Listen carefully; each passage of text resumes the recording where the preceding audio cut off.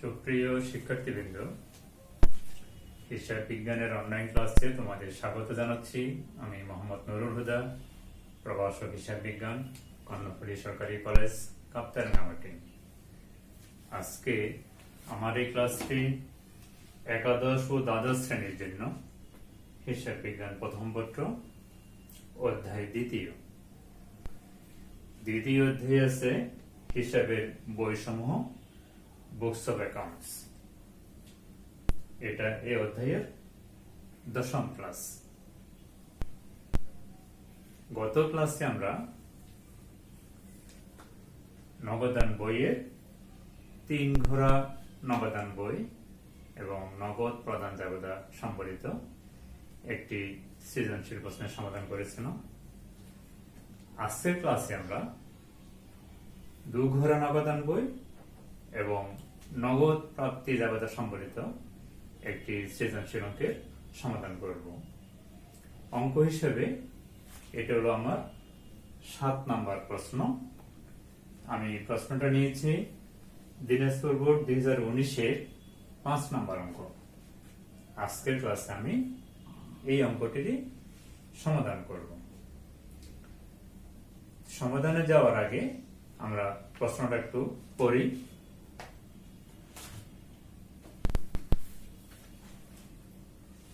Messrs Ajmal traders এর 2018 সালের June মাসের লেনদেনগুলো নিম্নরূপ। এখানে আজমল ট্রেডার্স ব্যবসায়ীর নাম, তার 18 সালের জুন মাসের বেশ কটা লেনদেন দেয়া আছে। করণীয় কয়ে মেসার্স আজমল ট্রেডার্স এর নগদান বইতে যে লেনদেনগুলো হিসাবভুক্ত হবে না তার পরিমাণ নির্ণয় করা। অর্থাৎ আমার প্রদত্ত প্রশ্নে যে লেনদেনগুলো নগদান বইতে যাবে না, নগদান বইতে হিসাবভুক্ত হবে না, তার পরিমাণ নির্ণয় করতে হবে।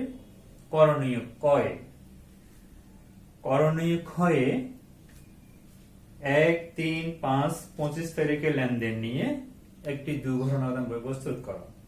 অর্থাৎ আমার যে লেনদেনগুলো দেওয়া আছে সেখান থেকে 1 তারিখ, 3 তারিখ, 5 তারিখ এবং 25 তারিখের লেনদেন নিয়ে আমাকে একটা 2 ঘোড়া নগদান বই তৈরি করতে হবে। করণীয় গয়ে 1 তারিখ, 5 তারিখ, 20 তারিখ এবং 25 তারিখের লেনদেনগুলোর আলোকে একটি নগদ প্রাপ্তি জাবেদা তৈরি করো। অর্থাৎ এই 4টি লেনদেন নিয়ে আমাকে একটি নগদ প্রাপ্তি জাবেদা তৈরি করতে হবে। এই ছিল আমার প্রশ্ন। এবার আমরা উত্তরে আসি।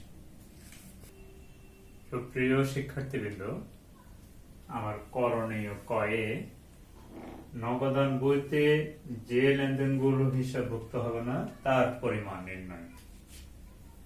আমি একটু ছক আঁকলাম। তারিখ, বিবরণ, টাকা টাকা। সালটা ছিল 2018 জুন, মাস হলো জুন।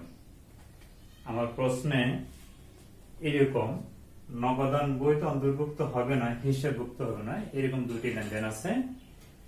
8 তারিখ বাকিতে মাল বিক্রয় 19,000 টাকা, 12 তারিখ রহিমের কাছ থেকে বাকিতে মাল ক্রয় 10,000 টাকা। বাকিতে মাল বিক্রয় 19,000 টাকা। 8 তারিখ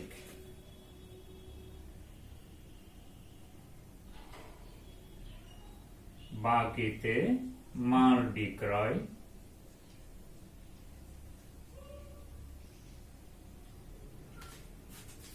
19,000 টাকা।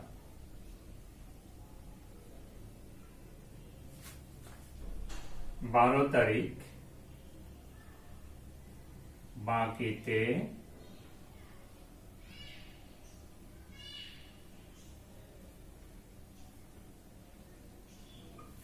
মাল ক্রয়,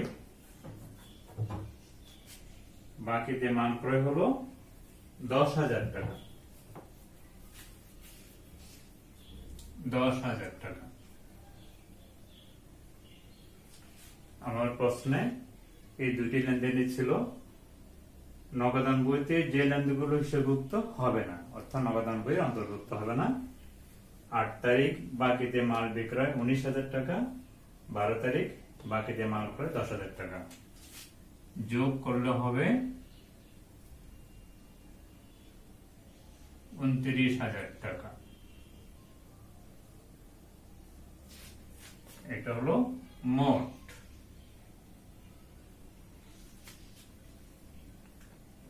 সুপ্রিয় শিক্ষার্থীবৃন্দ, আমার করণীয় কয়ে যে লেনদেনগুলো হিসেবভুক্ত হবে না তার পরিমাণ, তারপরে মোট হলো 29,000 টাকা। এটা হলো আমার করণীয় কয়ের উত্তর। সুপ্রিয় শিক্ষার্থীবৃন্দ, আমার করণীয় ক্ষয়ে মেসার্স আজমল ট্রেডার্সের 2 ঘরা নগদান বই তৈরি করতে হবে। আমি 2 ঘরা নগদান বইটা 6 কাটলাম। ডেবিট ক্রেডিট, তারিখ প্রাপ্তি রসিদ নং খতিয়ান পৃষ্ঠা নগদ ব্যাংক, তারিখ প্রদান ভাষণ নং খতিয়ান পৃষ্ঠা নগদ ব্যাংক। মূলত আমার নগদ ব্যাংক 2টি ঘর, এখানে বাট্টা নাই, এই জন্য এটাকে 2 ঘরা নগদান বই বলে। আমার প্রদত্ত প্রশ্নে 4টা লেনদেন দিয়ে আছে, এই 4টা লেনদেন দিয়ে আমাকে 2 ঘরা নগদান বই তৈরি করতে হবে। প্রথম লেনদেনটা হলো ব্যালেন্স বিডি, জানুয়ারি 1 তারিখ। ব্যালেন্স বিডি আরম্ভিক ব্যালেন্স দিয়ে আছে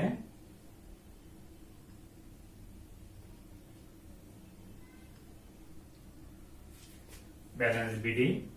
আমার নগদে আছে 45,000 টাকা।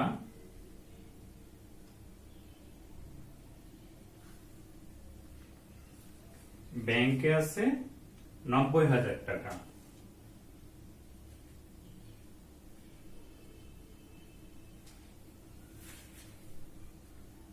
নগদের ব্যালেন্স 45,000 টাকা, ব্যাংকের ব্যালেন্স 90,000 টাকা, ডেবিট ব্যালেন্স। ব্যাংকের ব্যালেন্স ক্রেডিট হইতে পারে, আমার দেয়া আছে ডেবিট ব্যালেন্স 90,000 টাকা। ব্যাংক যেমন উদ্বৃত্ত দিয়ে আছে। 3 তারিখ 5% বাট্টায় নগদে মাল ক্রয় 20,000 টাকা। 20,000 টাকার মধ্যে 5% কারবারি বাট্টা আছে। 20,000 টাকার 5% হলো 1,000 টাকা, অর্থাৎ আমার নগদে মাল ক্রয় হলো 19,000 টাকা। আমার জাবেদাটা হবে মান ক্রয় হিসাব ডেবিট, নগদান হিসাব ক্রেডিট।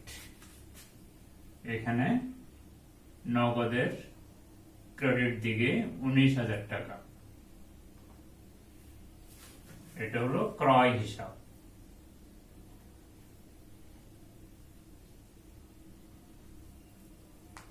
তারিখ হলো 3 তারিখে নগদে ক্রয় 19,000 টাকা। এখানে 5% বাট্টা আছে, কারবারি বাট্টা। কারবারি বাট্টা সহ 20,000 টাকা। 20,000 টাকার মধ্যে 5% 1,000 টাকা, আর বাদ গেল হবে 19,000 টাকা। জাবেদাটা হবে ক্রয় হিসাব ডেবিট, নগদান হিসাব ক্রেডিট, 19,000 টাকা। একইভাবে 5 তারিখ 10% বাটে নগদে বিক্রয় 50,000 টাকা। 50,000 টাকার কারবারি বাট্টা হলো 5,000 টাকা, তাহলে আমার নগদে বিক্রয় হলো 45,000 টাকা। জাবেদা হবে নগদান হিসাব ডেবিট, বিক্রয় হিসাব ক্রেডিট, 45,000 টাকা। নগদান হিসাব ডেবিট,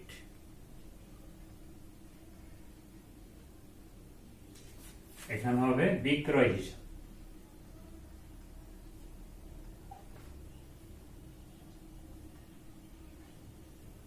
তারিখ হলো 5, 45,000 টাকা। প্রশ্নে দেয়া ছিল 50,000 টাকা, 10% কারবারি বাট্টা, 5,000 টাকা বাদ গেল, কারবারি বাট্টা হিসেবভুক্ত হয় না, আর হলো 45,000 টাকা। জাবেদা হবে নগদান হিসাব ডেবিট, বিক্রয় হিসাব ক্রেডিট। তারিখ হলো 5 তারিখ। এরপরে 25 তারিখ ব্যাংক থেকে নগদ উত্তোলন 8,000 টাকা। এটা ব্যবসার প্রয়োজনে, এটা কন্ট্রান্টি। নগদান হিসাব ডেবিট, ব্যাংক হিসাব ক্রেডিট। নগদান হিসাব ডেবিট, ব্যাংক থেকে উত্তোলন 8,000 টাকা। নগদান হিসাব ডেবিট, ব্যাংক হিসাব ক্রেডিট। এখানে টাকাটা নগদের ঘরে বসছে, এখানে হবে ব্যাংক হিসাব।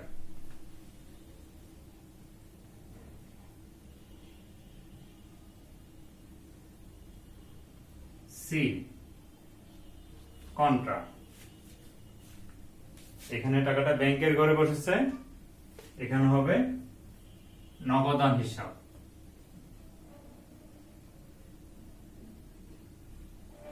তাও সি কন্ট্রা। তারিখ হলো আমার 25 তারিখ।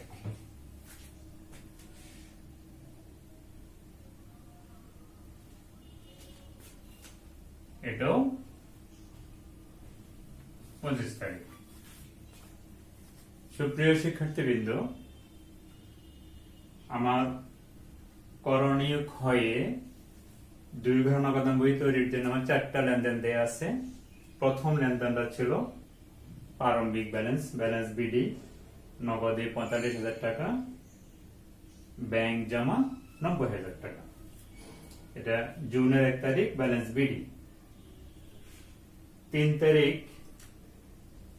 নগদে ক্রয় 20,000 টাকা, 5% কারবারি বাট্টা। 20,000 টাকার 5% হলো 1,000 টাকা, আর হলো 19,000 টাকা। এবার এটা হবে ক্রয় হিসাব ডেবিট, নগদান হিসাব ক্রেডিট। তারিখ হলো 3 তারিখ। 5 তারিখ একইভাবে নগদে বিক্রয় 50,000 টাকা, 10% কারবারি বাট্টা। 50,000 টাকা 10%, 5,000 টাকা, আর হলো 45,000 টাকা। এটা হবে নগদান হিসাব ডেবিট, বিক্রয় হিসাব ক্রেডিট। এখানে হবে তারিখ 5। 25 তারিখ ব্যাংক থেকে নগদ উত্তোলন, অর্থাৎ ব্যবসার প্রয়োজনে ব্যাংক থেকে উত্তোলন। এটা একটা কন্ট্রা এন্ট্রি, নগদান হিসাব ডেবিট, ব্যাংক হিসাব ক্রেডিট। ব্যাংকের ঘরে টাকা বসেছে, এখানে হবে নগদ, এখানে নগদের ঘরে টাকা বসেছে, এখানে হবে ব্যাংক। তারিখ হলো 25 কন্ট্রা এন্ট্রি। আমার 4টা লেনদেন শেষ। এবার আমি যোগ বিয়োগ করব।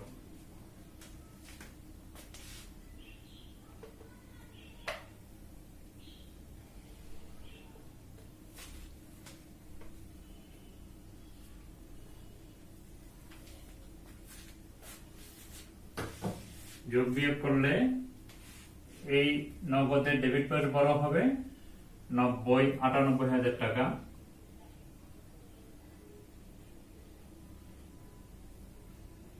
ক্লোজ করলাম। ক্রেডিট পাশে নিলাম 98,000 টাকা,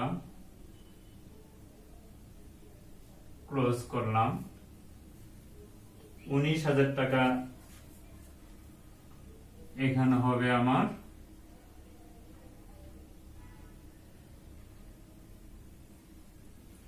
79,000 টাকা। আমার ব্যালেন্সটা হবে, নগদের ব্যালেন্স হবে 79,000 টাকা। এটা হবে ব্যালেন্স সিডি।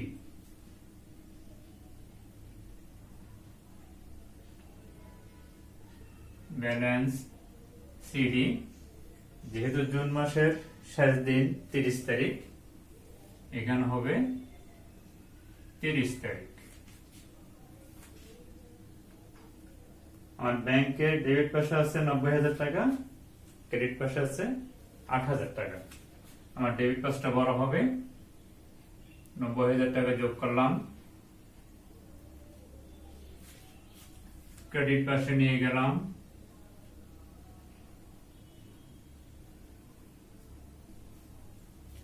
ক্লোজ করলাম।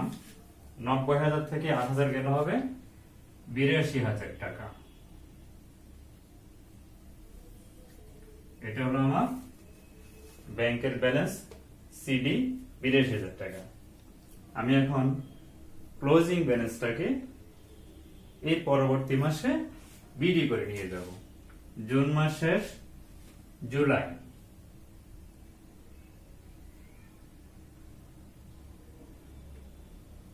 জুলাই 1 ব্যালেন্স বিডি সিডি কে বিডি করে নিয়ে আসছি আমি। আমার নগদে ছিল ৭৯,০০০ টাকা, এখানে হবে ৭৯,০০০ টাকা, আর ব্যাংকে ব্যালেন্স আছে ৮২,০০০ টাকা, এখানে হবে ৮২,০০০ টাকা। সুপ্রিয় শিক্ষার্থীবৃন্দ, আমার করণীয় ক্ষয়ে মেসার্স আজমন ট্রেডার্সের দোঘরা নগদান বই 4টে লেনদেন আমি পোস্টিং দিলাম। পোস্টিং দিয়ে ব্যালেন্স বের করলাম, ব্যালেন্স সিডি কে বিডি করলাম। এটাই হলো আমার করণীয় ক্ষয়ের উত্তর। সুপ্রিয় শিক্ষার্থীবৃন্দ, আমার করণীয় গয়ে মেসার্স আজমন ট্রেডার্সের নগদ প্রাপ্তি জাবেদা তৈরি করতে হবে। 4টা লেনদেন দেয়া আছে, আমি নগদ প্রাপ্তি জাবেদাটা ঘর রাখলাম। তারিখ, ক্রেডিট হিসাব খাত, সূত্র ডেবিট ক্রেডিট, নগদ এবং প্রদত্ত বার্তা 2টা ডেবিট, বিক্রয় প্রাপ্য হিসাব, অন্যান্য হিসাব, এই 3টা হলো ক্রেডিট। তোমরা ইচ্ছা করলে ডেবিট ক্রেডিট এখানে না লিখি, এখানে লিখলেও হবে, নিচে debit debit credit credit credit এভাবে লিখলেও হবে। সালটা ছিল 2018। আমার 4টা লেনদেনের মধ্যে প্রথম লেনদেনটা হলো 1 তারিখের লেনদেন, নগদ উদ্বৃত্ত 45,০০০ টাকা, ব্যাংক জমার উদ্বৃত্ত 90,০০০ টাকা। আমরা জানি নগদ প্রাপ্তি জাবেদায় সকল নগদ প্রাপ্তি হিসাবভুক্ত করা হয়। এখানে নগদের এবং ব্যাংকের প্রারম্ভিক উদ্বৃত্ত হিসাবভুক্ত করা হয় না। এই জন্য আমরা 1 তারিখের লেনদেনটা এখানে দেখাই নাই, হিসাবভুক্ত করে নাই। এরপরে 5 তারিখে 10% কারবারি বাট্টে নগদে মান বিক্রয় 50,০০০ টাকা, এটা আমরা ক্ষয়ই করেছিলাম। মান বিক্রয় 50,০০০ টাকার 5% কারবারি বাট্টা 5,০০০ টাকা, বাকি রইল আমার 45,০০০ টাকা। জাবেদাটা হবে নগদান হিসাব ডেবিট, বিক্রয় হিসাব ক্রেডিট 45,০০০ টাকা, নগদান ডেবিট, বিক্রয় ক্রেডিট 45,০০০ টাকা। এখানে আমি বিক্রয় হিসাব লিখলাম খ হতে। এখানে বিক্রয় যেহেতু এখানে আছে, এখানে লিখলেও হবে, না লিখলেও সারবে। তাহলে 5 তারিখের লেনদেনটা কি?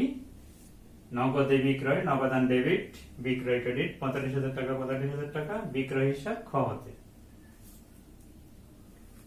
এরপর 20 তারিখ 5% বাট্টা বাদে 9,৫০০ টাকা পাওয়া গেল। বাট্টা ছাড়া 9,৫০০ টাকা নগদে পেলাম প্রাপ্য হিসাব বা দেনাদারের কাছ থেকে। নগদান হিসাব ডেবিট, বাট্টা কত আমি জানি না। বাট্টা বাদে 5% বাট্টা বাদে আমার মোট টাকা যদি 100 টাকা হয়, বাট্টা হলো 5 টাকা, বাট্টা বাদে হলো 95 টাকা। বাট্টা বাদে 95 টাকা হলো, বাট্টা হলো 5 টাকা, ওকে নিয়ম করলে বাট্টা বাদে 9,৫০০ টাকা হলে বাট্টা বের হবে 500 টাকা। এটা আমাকে অঙ্কের বাইরে করে নিতে হবে। তাহলে আমি টিকাতে কি করলাম, বাট্টাটা বের করলাম। আমি নগদে পেলাম 9,৫০০ টাকা, আর বাট্টা হলো 500 টাকা, মোট হলো 10,০০০ টাকা। জাবেদাটা হবে নগদান ডেবিট, বাট্টা ডেবিট, প্রাপ্য হিসাব ক্রেডিট 10,০০০ টাকা। এখানে প্রাপ্য হিসাব লিখলাম বা দানাদার লিখলেও হবে। তারিখ হলো 20 তারিখ। এরপরে 25 তারিখ ব্যাংক হতে নগদ উত্তোলন 8,০০০ টাকা। এটা আমি হিসাবভুক্ত করি নাই। ব্যাংকে জমা, ব্যাংক হতে উত্তোলন ইত্যাদি নগদ প্রাপ্তি জাবেদায় বা নগদ প্রদান জাবেদায় হিসাবভুক্ত হয় না, কারণ নগদ জমাটা ব্যাংকে জমাটা নগদ টাকার সামিল। এই জন্য আমরা নগদ প্রাপ্তি জাবেদায় ব্যাংক হতে নগদ উত্তোলন এই হিসাবের মধ্যে আনি নাই, হিসাবভুক্ত করে নাই। তাইলে আমার নগদ প্রাপ্তি জাবেদায় 4টা লেনদেন থেকে আমি 2টি লেনদেনেরই পোস্টিং দিলাম, অর্থাৎ প্রারম্ভিক ব্যালেন্সগুলিও হিসাবভুক্ত করি নাই এবং ব্যাংক হতে নগদ উত্তোলন সেটা হিসাবভুক্ত করা হয় নাই। বাকি 2টি লেনদেনেরই হিসাবভুক্ত করলাম।